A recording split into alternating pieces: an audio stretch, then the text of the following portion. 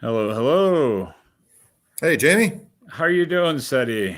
I'm doing all right. How are you? Doing very well, thank you very much. Where are you right now? I am in sunny Toronto. Oh, nice. And you? I'm in Mexico City. Actually, it's a funny story. So like over the weekend, there was this shooting at this like beach resort that was close to Cancun, right? Yeah, I heard about that. Yeah, and so I'm looking about this, and they're saying, yeah, there was this, disagreement between these hotel guests and their Canadian residents or whatever. I was like, that's a load of crap. You said they're Canadian residents, like that's not possible. But now they're starting with the rest of their things, and I'm like, okay, okay. Yeah. Very exciting stuff. So thank you very much for doing this. Why don't you tell us just a quick brief intro about you Sure. and So, TAAT? sure thing. So, for the audience that doesn't know, my name's Setti Coscarella. I'm the CEO of TAAT Global Alternatives. What TAAT is, we are a combustible alternative to traditional cigarettes. So, we're able to make a cigarette without using tobacco, without any nicotine. And with that, we're still able to satisfy the appetite of smokers because see, my background, I used to work at Philip Morris. So I Okay. understand smokers very well. And I can tell you that one of the biggest pain points smokers have that nothing really satisfies is that nobody likes being addicted to anything. And they don't think about it that way. Yet they know that it's there. And whether it's vape or whether it's gums, patches, lozenges, cigarettes, there's nothing that really tackles that specific problem. And the market is enormous. Like there's almost 1.5 billion smokers on earth today. And when we took a look at this problem and said, well, how can we deliver something that can help solve that? TAT was really sort of, in my mind, the best alternative because it still gives smokers that experience of smoking, which is really what smokers want. We can get into that a bit later. But it can take away the nicotine and still satisfy that appetite for something without being addictive. So we deliver CBD instead of nicotine, and CBD does have the ability to satiate a nicotine withdrawal. See, the way smoking works, for most smokers, they go outside, they have a cigarette, and before that happens, they're either agitated or angry or something. They go outside, they have a cigarette, and they relax. Smoking doesn't relax you, smoking doesn't calm you down. The way nicotine works is that it only has a half life of 45 minutes. So after an hour, you're in a state of withdrawal and everything starts to feel a bit more edgy. You go outside, you have a cigarette, you calm down. Well, it knocks you back into, or it knocks you out of a state of withdrawal, and on you go. And you're good for another hour. And then you go back and have another cigarette. And that's sort of the cycle that it creates. With TAT and with CBD, CBD itself, from all the studies we've seen and the work that we've done, is not addictive, but it still has the ability to calm you down. So it'll give you the same effect without having to trigger the nicotine withdrawal symptom. And therefore, I think it's a much better alternative because smokers now have the ability to smoke if they want or not smoke if they don't want. And I think when you can give smokers that power to choose, like an honest power to choose, that is fundamentally better than whatever it is that they're doing now.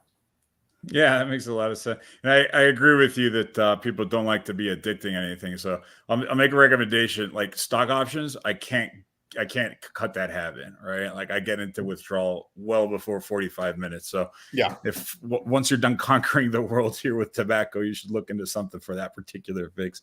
But actually, speaking of stocks, Yeah. I was reading a little bit of background about TAT and all these different things, and I saw that there was a moment last year where the stocks for TAT, because it's publicly traded, Mm-hmm. ended up skyrocketing as a result of this article that came out on the Wall Street Journal on Keith Gill, which was, for those that don't know, he was also called Roaring Kitty or Deep Effing Value, the guy that was pretty much the face behind GameStop. Let me see if I can get the picture of the Wall Street Journal article. There. Yeah. So this is in the Wall Street Journal, right? They went to Mhm. his house. They took pictures of him and his computer and his setup. And there's a notebook of his, and I Yeah. don't think you can really see it, but for the internet detectives that are out there, they zoomed into the top right corner of that like scribble pad, and you can see kind of his watch list for companies. And TAAT was like, I believe it's the second one. I can't fully see it when I can pinch it on there. And so then people just ended up flogging to the to your stock. Tell me about that. How was that? I mean, it was unexpected to say the least. I didn't expect to see our company and stock ticker in the Wall Street Journal off of an interview with Keith Gill. But obviously, he was taking a look at a lot of different companies. There was a few companies I think on that list, and we were near the top. And if I remember correctly, we're the only one that had both tickers. It had the OTC ticker TOBAF, and it Okay. also had the CSE ticker TAAT. So just in case you thought it was a typo, I guess it wasn't. So you put it down twice. But I And think so it what, you brought just wake up that morning, you check the charts, you go through your usual yeah. routine. It's like what the hell? But I think it brought a lot of new eyeballs to the company, to the story, and ultimately to the product, because Yeah. this is really what I think it is. I mean, smoking is otherwise uniformly distributed for the most part. You got about 15% of the population that smokes. So for us, especially, in the earlier stages when we were just launching the product, to have, a whole ton of people starting to take a look to see, hey, what is this? Is this something that makes sense? Is this something that might work for me? I think it introduced the brand very quickly to a lot of different people, and from there, I think the business has really started to gain a ton of traction, because from that moment on, we had just launched probably a month and a half prior to that article coming out, Okay. and we were in a couple hundred stores or 100 stores in Ohio. And since then, we've now commercialized, and we're in well over 30 states, over 2,000 stores, international distribution with Ireland, the UK, Australia, Austria. We got a number of active discussions going now with international distributors all over the world. And, if I had to look back and estimate that I would be here right now, it would have been a bit of a long shot. So I'm actually pretty happy and pretty pleased with all of the work that the team has done, and the progress and success that the company's had thus far. That's awesome. So when you're saying all these things, like you're saying CBD, and the first time that I'd heard about TAAT, I think the word hemp was used to Mhm. describe part of this. And the first thing that screams to me is regulation, right? Like these are marijuana cigarettes, or how, like there's this two factor, which, and I could be ignorant to the fact, but it's just the thought that comes to my head. It's all right. So first of all, people are assuming that this thing is going to get you high. And second of all, governments, right? Like they control, obviously, even, I mean, they regulate all these things anyways, even if they weren't associated with these particular drugs. But what kind of hurdles do you guys face when expanding or when selling these things in different countries or cultures within the same countries? Well, look, it's an excellent question. So, first off, I'll give you an example in Canada. In Canada, for the price of cigarettes, 75% of the price of cigarettes is tax. Okay. 25 cents on the dollar goes to the government, 25 cents goes to the tobacco company. So who's in the tobacco business? Philip Morris. The governments. Yeah, of course. The ones that are like charging 75%. Well, of course, they're also in like the gambling business, and they're Right. also in the, yeah. It's one of the vices or sin industries, right? Yeah. Now, when it comes to TAAT, it's predominantly made out of hemp. We also have some other biomasses that we put in there. But Okay. hemp is legal throughout the US. It was legalized in 2018 with the Farm Bill. So hemp is distinct from cannabis insofar as it doesn't produce an intoxicating concentration of THC. Okay. Okay. Basically, the way it works is you'll have a molecule and it'll split, and it'll either, so the molecule CBG, and it'll split and produce CBD or THC. And you can engineer the plants to basically vary those concentrations. What hemp is overproduction of CBD and underproduction of THC. Got it. So we use hemp. Now, the interesting thing about TAAT is that we figured out how to process the hemp so that it doesn't taste like hemp, but otherwise tastes like tobacco.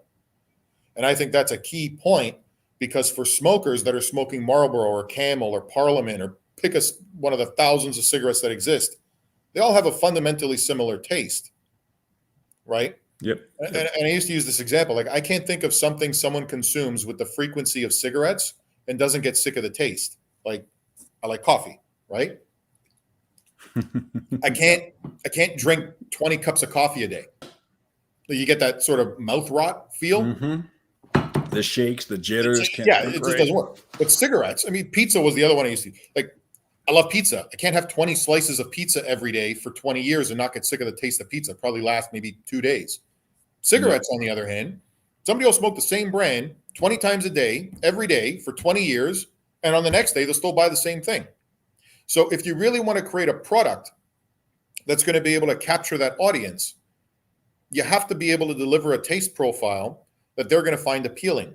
And this is where a lot of the work, a lot of the proprietary work went into TAAT, in terms of how to transform hemp into something that behaves like tobacco.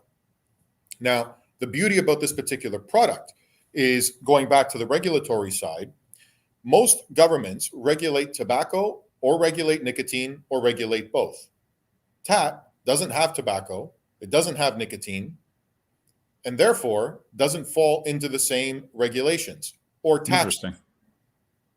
So with TAAT, we're able to provide this to the consumer at a cheaper price point than they would otherwise be able to buy cigarettes, because that's the other pain point smokers have.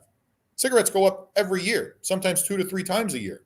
If you go to places like Australia, a pack of cigarettes in Australia is approaching $50 a pack, 50. Wow. In Canada, it's about 15 to 17. In the US, a pack of Marlboro is still, $8. But still, for TAAT, one of the key value propositions, on top of the fact that it's non-addictive and still satisfying, is that we can give you a cheaper version that now you can save some money. So we wanted to be able to provide the consumer with all the incentives they need in order to make the switch.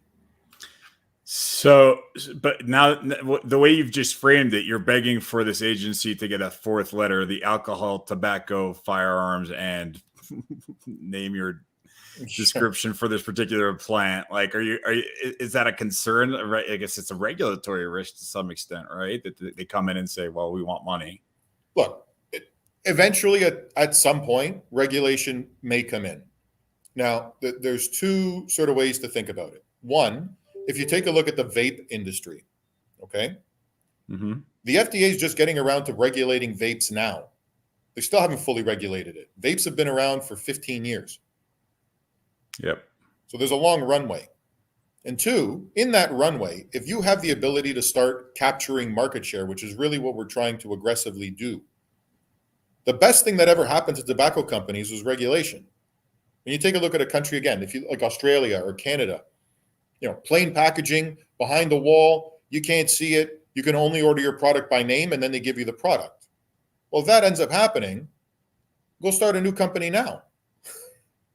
Yeah. It crystallizes everybody's share. Yeah, no, you're very much on point, because I see that about crypto all day long, right? So I'm getting super involved with that. And a question that I get all the time from whoever it is that I'm speaking with, they're like, are you not afraid of the big bad regulator coming in and just, killing your party? And the answer is quite the opposite. It's such a great opportunity, right? Once you have a framework with which you can work, a set of rules, even if they're not written very well, even if whenever the crypto, we know legislators, and we know how they like to have the earmarked things, and they have their lobbyists and interest groups, blah, blah, blah. But that's fine, because once they're able to put a set of rules down, then we can progress forward. Then we can invest, then we can do it safely. And I would argue this sounds more like the issue that even marijuana itself had, right? Like within the US, you had these states that start off, slowly like making it less jailable, right? This is decriminalized, so it's still bad, but now punishment's less. Now you can do it if you're sick or your doctor. Now you can do it for recreation, right? And then you had all these stories of the stores that are selling these things, but having to use cash because the banks, which operate under a federal law, say, no, you can't put your money in here because that's drug money and then we're going to confiscate it. And well, so they'll lose their banking license. They're kind of stuck. They would otherwise take the money, but it's this limbo land. And once the regulation and I don't know, I'm not an expert in this. I don't know what the state of this is, but I know that there's a lot more states that have now made it more accessible, which whatever flavor of accessibility you want to call it, but going from decriminalized to recreational. So I'm hoping and assuming that they've made some progress on that front and people can start depositing and taking credit card payments for these things. And eventually it'll catch up. But that's a great thing for that particular industry, because now all of a sudden you can take investment money because the investors didn't want to touch it because they can't deposit their money into the bank either. And so exactly. So so I agree 100% that regulation, love it or hate it, it's an actually it can be beneficial if you understand where the advantages then come once it happens. Yeah. And I think that's the key part. I mean, sometimes people just look at it as, less regulation is better, but I think you make a good point on crypto. Once the regulation comes in, I think it gives larger pools of capital more comfort in their ability to go in and invest in it. And you get to also keep pushing the law, because once you have investment money, you have corporations, you have bigger money, you can then lobby also. Right now, it's impossible for anybody to legally lobby on stuff that's illegal, right? Or if crypto's not there, so you can't really tell your congressman, hey, you didn't write that rule. You didn't understand that Bitcoin's not the same as that coin or whatever it might be, or NFTs is going to be a complete nightmare for them to figure out. But so you mentioned vaping, right? So that's another thing that I had in mind. Like what, how do you guys see vaping as far as either a competitor or as an opportunity to get into it? I know that it was, like you said, it's been around 15 years. I didn't realize it had been nearly that long, because the big ones, remember, like the big bricks. No, I remember the first time. I just don't have like the mental time. But now I notice that there's a lot more vaping than there used to be, right? Mm-hmm. Even on an international scale. I remember when I went on my honeymoon in like 2017. If I'm not, I should know when I got married. 2016. And I see people just in China and Thailand. Everyone's walked around with these things. But how do you see that is either a threat or is an opportunity? Or I think the market for nicotine and nicotine alternatives is large, and there'll be a ton of players that participate in it with different formats that service different segments of the market. I think a lot of smokers moved over to vape right around the time Juul was really starting to catch fire. Which would have been about 2017, 2018.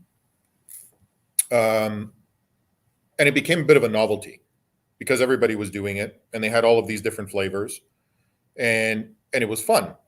Now, what I think happened to the vape industry, and this happens in a lot of other countries, and I think the US is starting to experience a bit of it now, you'll see vape that sort of takes off, hits a plateau, and then just completely comes off. And we would see this at Philip Morris. So when you start going in and doing a lot of the research on it, people would switch over to vape for about 6-ish months. And after that, the vast majority of them would start smoking cigarettes again. And there's a lot of reasons for that. One, you started getting these hyper concentrated nicotine juice vapes, which in effect made smokers more addicted. Because when you used to have to go outside, okay, I might go outside for 4 or 5 cigarettes a day, maybe a bit less when it's about this cold, but you're going to go outside because you're not going to smoke inside. When you have the vape, all of a sudden it's just in your mouth all the time.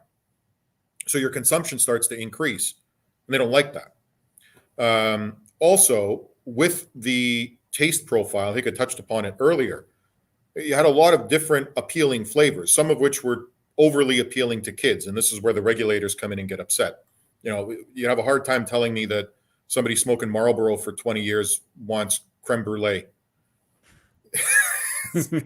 or red Jolly Rancher. Like, yeah, it's nice, here and there, but it's not sort of a long-term stick.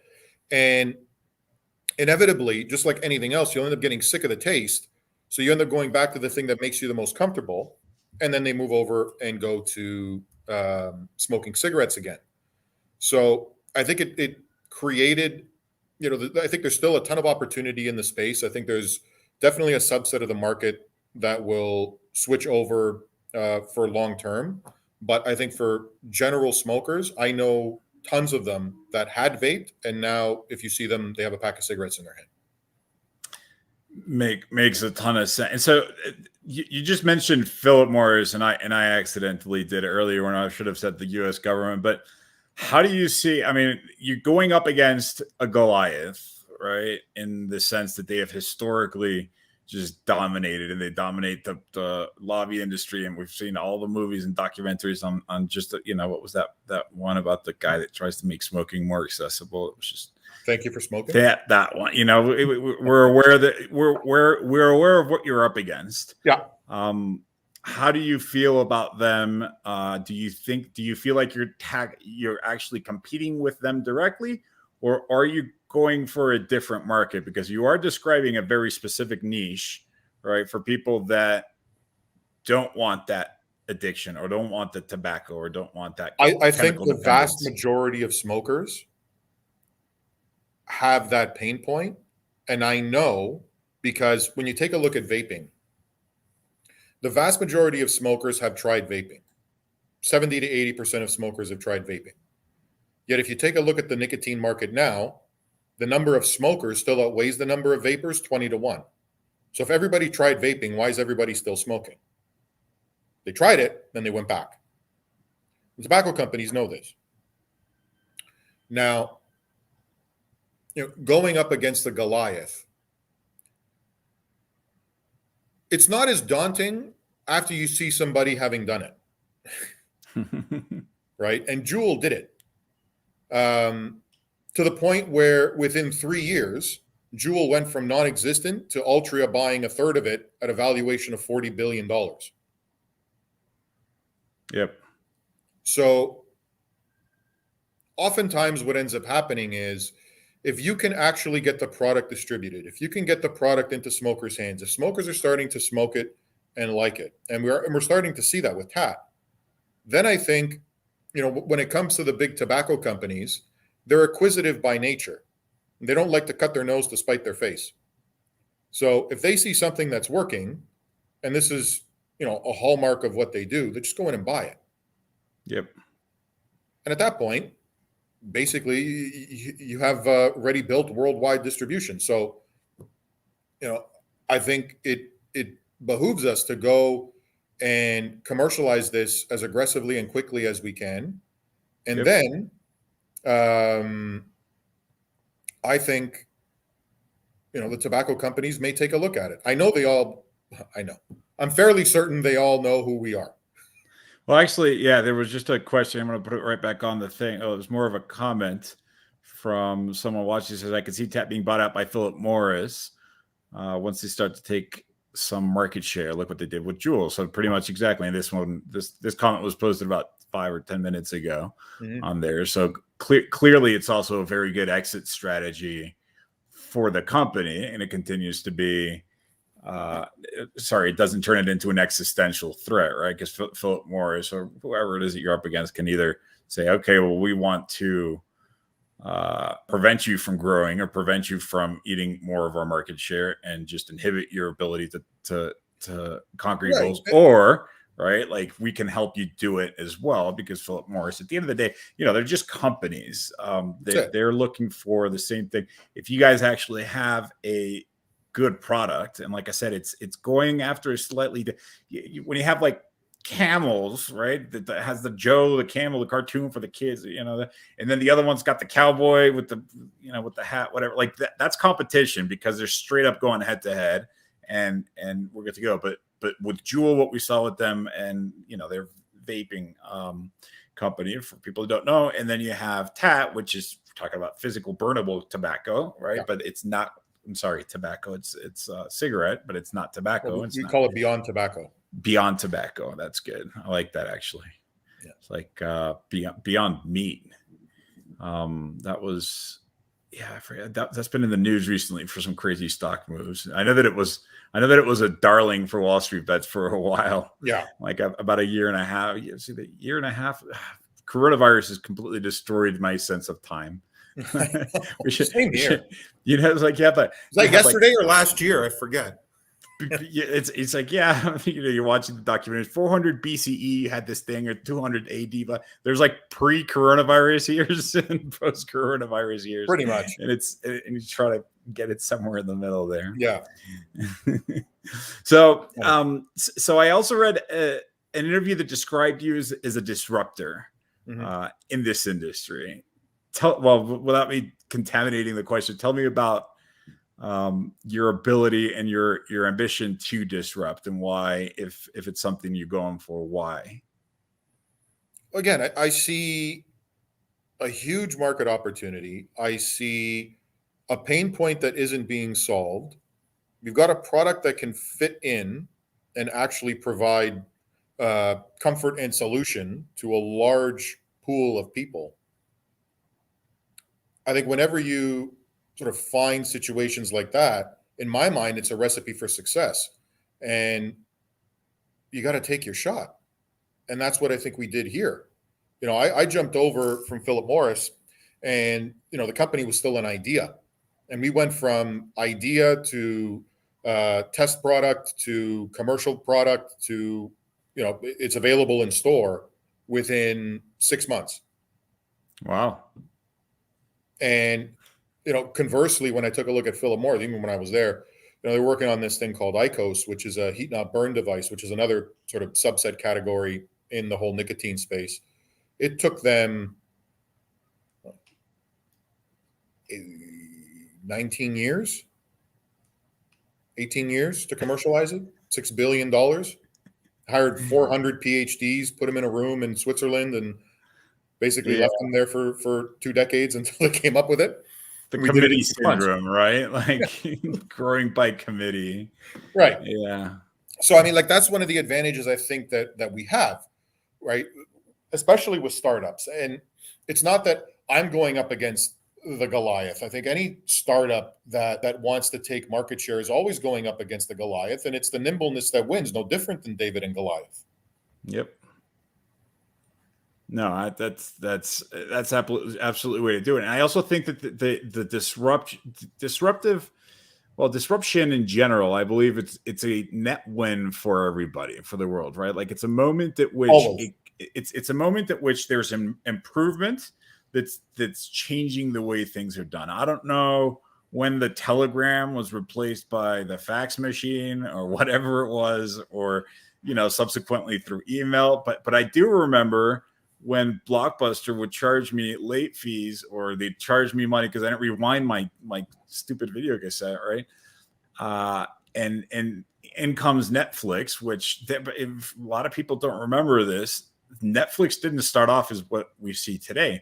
Netflix was we don't have late fees company, right? Like, what do? You say, I want to rent these movies, and you can rent 2 or 3 or whatever. They mail them to you, and you get to keep them indefinitely. So if you only like those 3 movies, you never have to return them. If you want if you want another one, then you mail one back, and they'll send you the next one on your list, or you send all 3 and they'll send you all 3 back. That was what Netflix started off as, and that was a disruption to this idea of changing the way people see the industry. And now, we see what they do today. They also had to adapt in the sense that movies, this was another thing. Like there was this artificial business set up around movies. It's like, you want to watch the new whatever Spider-Man movie, you go to the movies first, and you pay the box office, and you buy your popcorn, and you do that stuff, right? And after that, then you get the rental company. So the Blockbusters, or there's a bunch of other ones that would have it, and they would purchase. If you owned a rental company, a rental video, you would purchase it instead of for $20, you would purchase it for $100, and then you rent it out to people. And that's how they dealt with the copyright intellectual property, because obviously, creating copies of these things, you would do exactly. And then after that, it's like, well, now post-pandemic, you're now having releases straight to the internet, right? They're skipping right over the first 2 steps. And we've already had, for as long as I can remember, just 2 steps, which is movies and now you can watch it in your home. So right, that was it. And but all as a whole, that's been a great thing for the consumer. It's been a great thing for the industry to get to innovate. You're having adapting to changing times. I know that the Sundance Film Festival starts today, I think, and they're doing it virtually. And this coronavirus, obviously, we're hoping that it goes back to normal. But they're like, hey, we're able to adapt. People still want to watch movies, right? And so people will still want to have that feeling of smoking a cigarette. Then they're able to fulfill that in a way that it's not addicting, and it's and disruption is also, I think that investors also tend to reward disruption. If you had invested in Netflix versus investing in Blockbuster, I'm going to stop beating up on them. Yeah, that probably would have worked out well for you. If you went the other way, maybe not so much. Yeah, it's a good thing because it's also, hey, it's lucrative. It's like we can find different ways. We're not going to artificially put this way to like force money. And because you guys aren't relying on an addicting component, you don't rely on just pushing this on people so that you can keep them there for counterproductive. As no, people can smoke TAAT because they want to, not because they have to. Yeah, and I think that is fundamentally better than just trying to drive an addictive substance through. Absolutely. And here's another question that I saw. Speaking about the stock market, I don't know. It says, what about changing the exchange to TSX? What's the timeline on that? I don't know what that question means. Hopefully you do. I can make references. I can assume what it means, but sure. I mean, there's a few different exchanges in Canada. We trade on one called the Canadian Securities Exchange. The TSX would effectively be like the NYSE of Canada. Gotcha. So yeah, we're looking at basically upgrading some of the exchanges that we trade on, and I think in doing so, that may provide a broader pool of people access to invest or trade TAAT. So it is something that we've been looking at for some time now. What about dual listing in the U.S.? Well, we're on the OTC in the U.S. So we actually trade in Canada on the CSE, and the ticker is TAAT. We trade on the OTCQX, which is the step just before the NASDAQ in the U.S., and the symbol there is TOBAF. And we also trade on the Frankfurt Stock Exchange, and the symbol there is 2TP. All right. So already on here.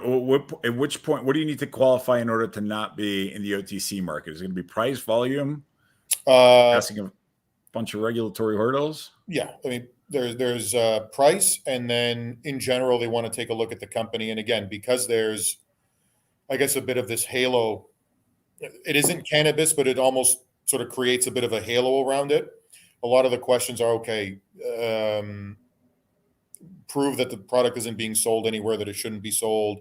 Tell us about this, tell us about that. Okay, the corporate structure, let's take a look here. So, I mean, there's just a lot of back and forth questions to make sure that the company's at the right place so it can then get to the NASDAQ. So, I mean, we've been in that process for a bit now.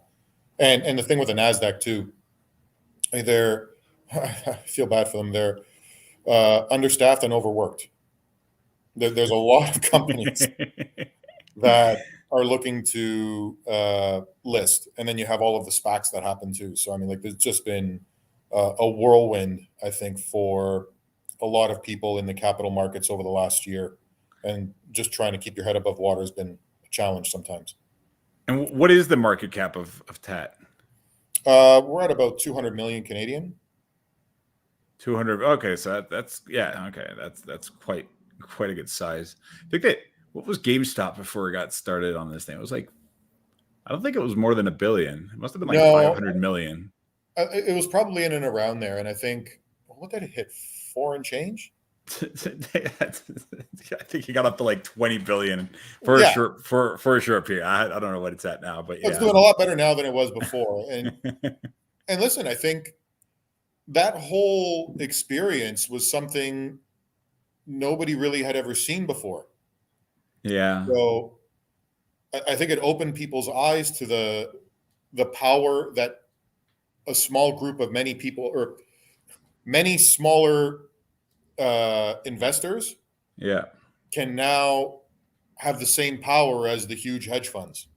Here's what I liked about that. Well, there's a lot of things I like about it, and it's such an in-depth topic that people have literally written books about this thing. But one of the things that I frequently bring up about that episode is this concept of like activist investing. And for that, we have is a slightly better example, although GameStop still works, is AMC. And AMC, because of the steps that they managed to take.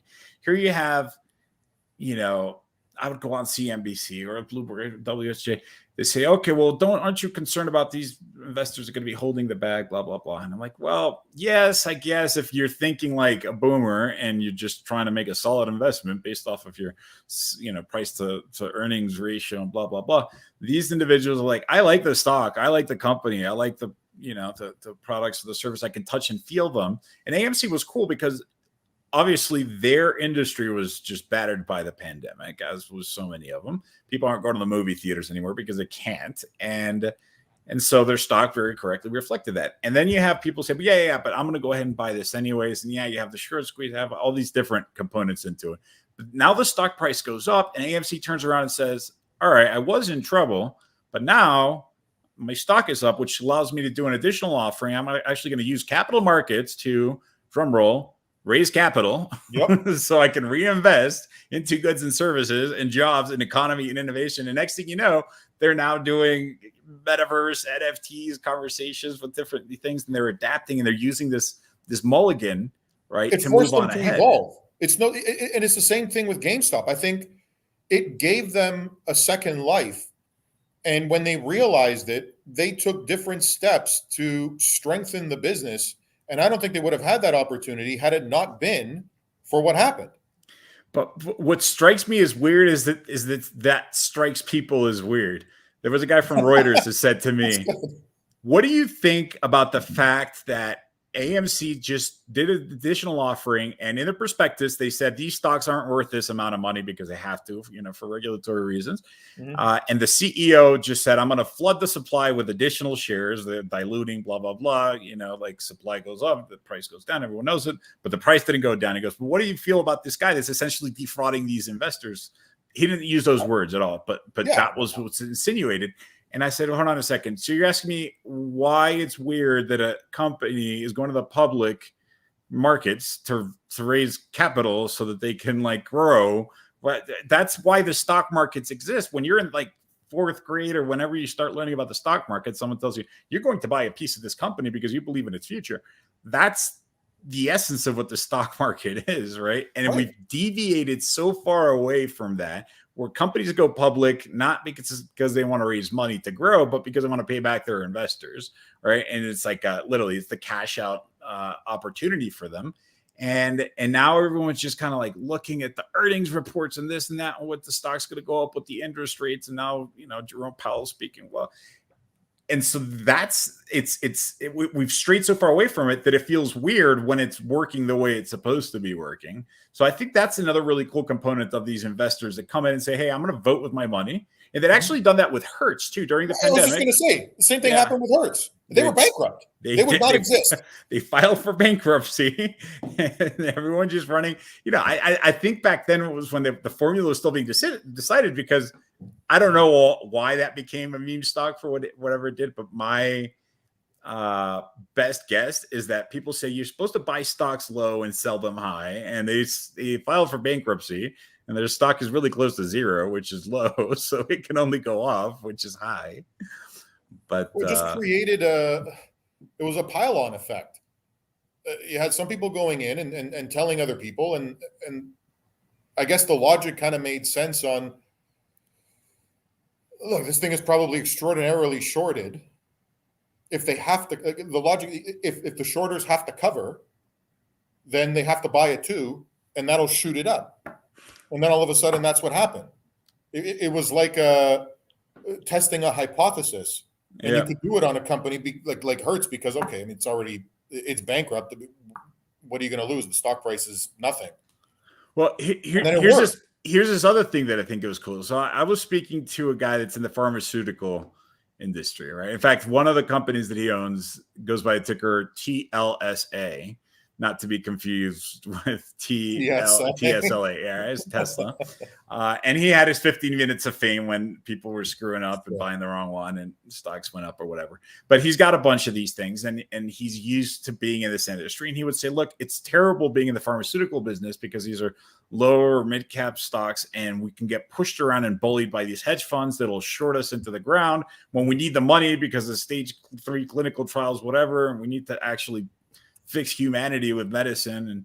And these people come in and push our stocks down and then they buy warrants and then they exploit it and then they're unable to operate. And then at one point they were, mentioning one of his companies in the retail segment. And so when he went to these hedge funds, they're like, you guys can't touch me now because retail people, WallStreetbets or whatever, these apes, these thumb traders, meme stocks, like they're talking about my company now. So you don't dare try that maneuver with me. And now it's like this shield of protection, right, against this predatory maneuver that has been in place for so long. And now you have this crazy balance brought about by, a tremendous number of retail individuals. And just the threat of saying that to these funds makes them not want to short the stock. And if they short the stock, they don't go on the roadshow anymore to show off.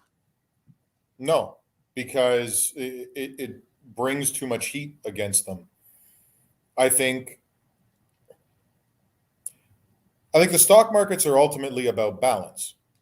And perhaps they were unbalanced for a while. And what this does now is provide some additional balance so that, your friends, your companies like the ones your friend has, actually have the ability to go out and do what they have to do without having to worry about sort of the sideline games and parlay bets that are happening against the stock. Yeah, no, it's like it improves. A misconception about me is that I hate this stock market or capitalism, whatever. It's like, I love it. I love capitalism. I love the stock market. I use it to the way that I want to use it, right? But I want to see a lot of things fixed. And that's one of them, which is, well, the first one, which I mentioned previously, which is, hey, companies should come here so they can grow and they can make life better for everybody, and including themselves and the economies and blah, blah, blah. And then, the second one is this, which is it should function not as a tool for these big boys, these institutions, these people that have been at this forever, that know these rules of the game so that they can bully people around. What if I do want that medicine to go out there and cure whatever it is, coronavirus? That type of thing would be, it's what, and that's actually one of the things that I like about crypto is that it's going to push Wall Street into being competitive. It's never going to replace it. It's never going to replace the dollar or the central banks or the Fed or this, that, and the other. But I'd like for the stocks to trade 24 hours a day, 7 days a week. That seems like it's a setting somewhere in a computer program. Like you just change it. Why? Not because I want to be up at 3 a.m. trading, but because sometimes China decides to say Evergrande is going to bankrupt on a Sunday, or Elon Musk will say, I'm going to sell all my shares from Tesla on a Sunday. And then that forces the market into these very risky positions where your stops are going to get blown. When you wake up on Monday morning, you can't control and manage your risk. That's a systemic risk. And having crypto, it's like not going to replace it. It's going to say, hey, people, get on the ball over here, because now you can do synthetic Tesla on a Sunday. So next time that Elon Musk decides to do these things, you can still make money and a great arb opportunity. Yeah, you can protect your investment. And that's I was going to say, and that's it's something that could happen. I don't know if they go from what they have now straight to 24/7, but maybe they start expanding, and I guess that's what the after hours in the pre-market also tends to provide. Making little progress, right? And making little progress, and it's coming from pressure. It's coming from pressure from competition or whatever it might be, or maybe they don't end up changing their hours, but there's this alternate system which fills in those hours, or whatever it might be. But it finds ways to mitigate these risks. And I think that retail, the other thing that the retail has to its advantage, they may not have people with, an average person with tons of money in their bank account, but they do have tons of people, and they're just constantly looking for, they're hunting for bugs, because the inefficiencies is what any trader, right? Not an investor, but even an investor, inefficiencies is where the money is at. You spot Sure. something that's not right, and you can And arbit you back arbitrage into it.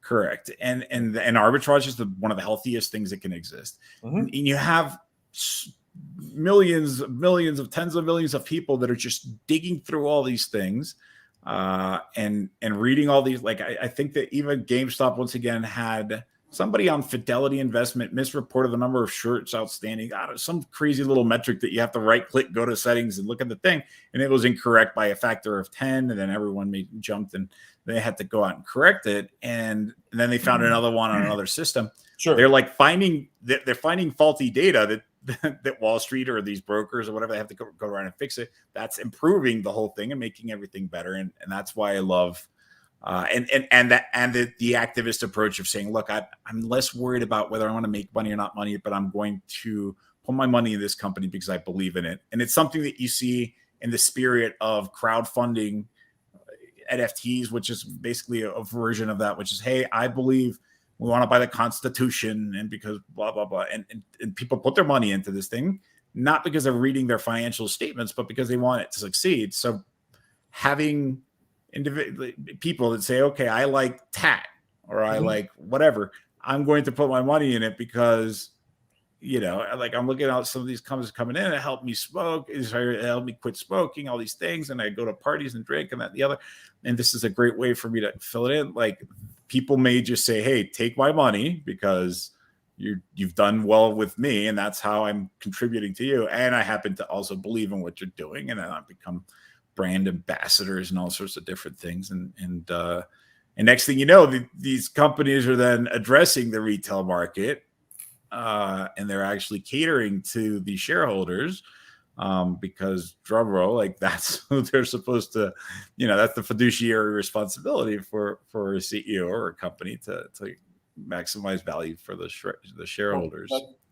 That's really why we exist. That's the job, right? To try to maximize value for shareholders and build a business that can substantiate that. And I think that with TAAT, that's exactly what we're doing. I remember when we were first launching this company and they were saying, okay, well, how's it going to work? And I said, look, if you take a look at the US, there's 40 million smokers in America. Okay. There's a billion and a half worldwide, but America has 40 million smokers. Smoker typically spends about $1,000 a year on cigarettes. So if we were to capture 100,000 smokers, we're doing $100 million a year in sales. If we captured 100,000 smokers in a pool of 40 million, there's still 40 million smokers out there.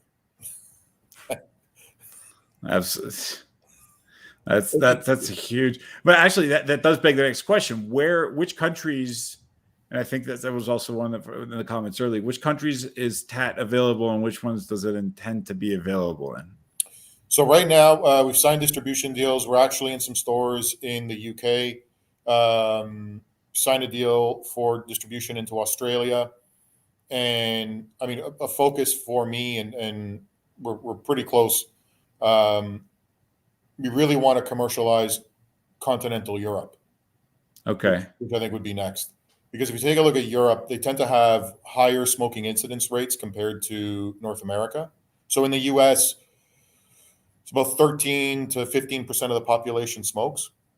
If you take a look at Germany as an example, 25% of the population smokes.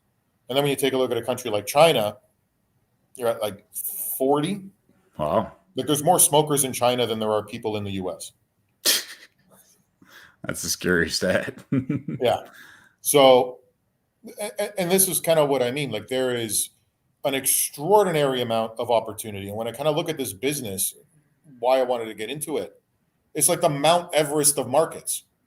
Like tobacco does $1 trillion a year globally in sales. $1 trillion. Bottled water does 250 billion. So tobacco does 4 times the sales of water. That's crazy. Well, I mean, I guess if you're charging close to $50 a pack in Australia, that's gotta help. But it sells. and I think a lot of people who don't spend a ton of time looking at these companies, because a lot of them will trade like utilities. They pay good dividend rates. They make a boatload of money. And now they're starting to look for additional streams of growth. But if that's not really the area that you look at for investing, you might miss the fact that this is quite possibly one of the largest industries in the world. And for us to create this product and go in and start trying to tackle it, I'm not saying that we're going to be the next Philip Morris. We don't have to be. If 1 out of 200 smokers like this is 0.5%, like that's the target market share that I look at, it is an astronomical number when the market is $1 trillion. Yes. Yes. Right. Like Yes, that's a big business. Well, and it's one that's already been defined for you, right? Like that's the other advantage of it. If you were to start selling whatever, like headbands, it's like, oh, well, who's going to use this? Well, I think it's going to be the 18 to 24-year-olds and the males, and and then you have to do all these studies where, like, who you're going after, right? Like it's well understood that you're going after the people that smoke and want to quit smoking. That already smoke, and we're giving them a better option. And the thing is, I know that smokers are actively looking for better solutions. That's why they also tried to switch to vape. Vape didn't work out as well for a lot of them, but I think TAAT can.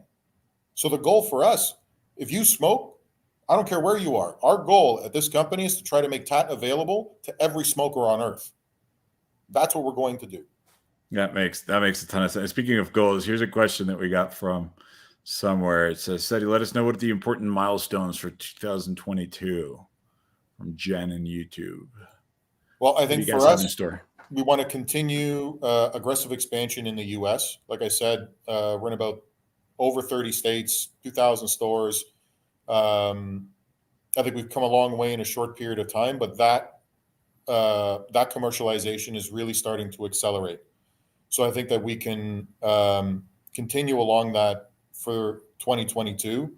And we really want to start establishing a very strong toehold in Europe. So those are going to be the primary focuses for TAAT in terms of expansion. But really the hallmark of success for a business like this is two things, especially when you're starting. One, can you add new accounts? And we're demonstrating that we can do that. And two, can you service the accounts that you have? Because that's what ends up setting your baseload revenue going forward. The beauty about the tobacco business is it just keeps turning out cash because the same people go out and keep buying the cigarettes. Well, if we can do a good job of switching smokers over to TAAT, well, once you set up new accounts, whether it's at the convenience store, gas station, or any point of sale that would normally sell cigarettes, and that's where we sell this product, we want it sold. And it's similar to Beyond Meat. But I think Beyond Meat, when they did really, really well, like veggie burgers have existed forever, right? They're in the frozen food section, and I don't think the world would have cared if a new veggie burger came out. Yep. What Beyond Meat did is they made something that looked more like meat, that tasted like meat, and they put it in the meat aisle where you would otherwise buy meat, because that's the consumer they were going after. You were going to buy that hamburger, maybe you might want to try this instead. And they were able to succeed because of that. If they were a frozen food product next to all of the other veggie burgers, I don't think they would have done nearly as well as they have. Well, it's the same thing with TAAT.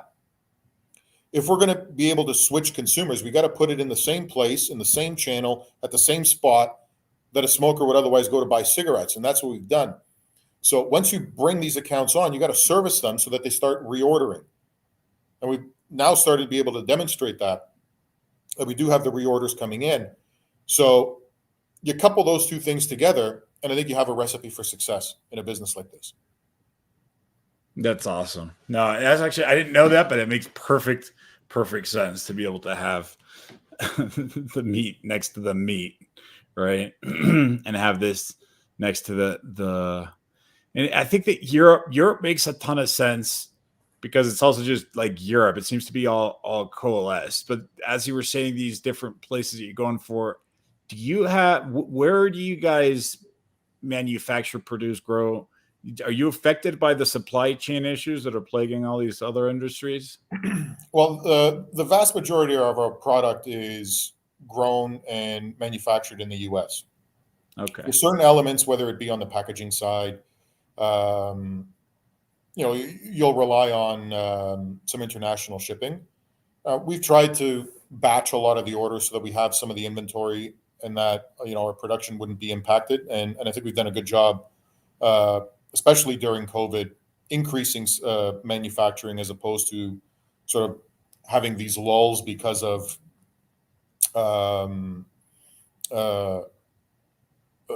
COVID. Now, I'm hopeful that over the next couple of quarters, a lot of the backlog starts to get sopped up and we get a lot closer to back to normal. So I think a couple of months ago in California, the port in LA, probably like 70 ships that were sort of waiting in line in the middle of the Pacific. I think that number's starting to decrease. So I'm hopeful that in general, the shipping routes open back up again, the bottlenecks start to get eased, and we get as close to normal as we can get. That's good.